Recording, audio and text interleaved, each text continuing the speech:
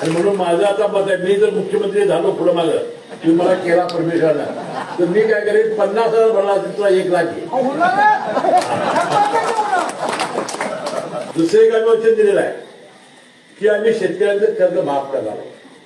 आता शेतकऱ्यांचं आता परिस्थिती थोडी 46,000 कोटी रुपये आमच्या लाडक्या बहिणींना आम्हाला लागलेले आहेत या वर्षभरामध्ये.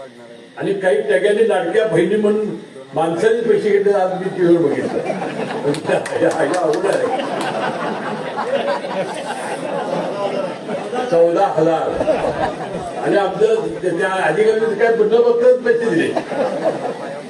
तर बंधू आमची जरी अडचण असली तरी आम्ही अनेक कर्जमाफीची योजना केलेली आहे.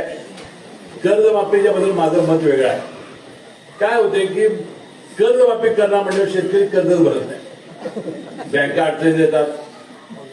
38,000 कोटी रुपये फक्त या बच्चू कडूने आपला प्रहारचं आंदोलन केल्यापासून या सोसायटी थकलेली अशी बातमी काल पेपरमध्ये आली. 38,000 कोटी.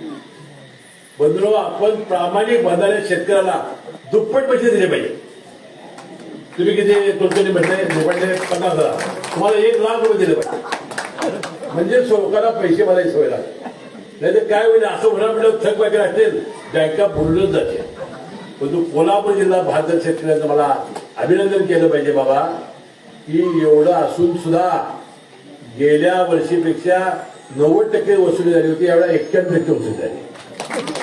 हे कशामुळे शक्य झालं की कोल्हापूर जिल्ह्यातला शेतकरी हा हिंमतवान आहे, त्याला फुकट काही नको आहे आणि त्याचा ऊस कारखान्यात जातो आणि कारखान्यातून पैसे सोसायटीला येतात.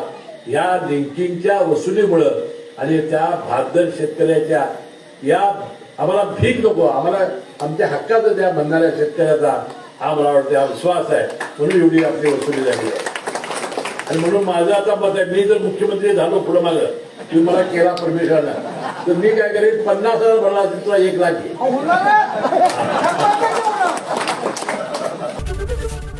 एबीपी माझा, उघडा डोळे बघा नीट.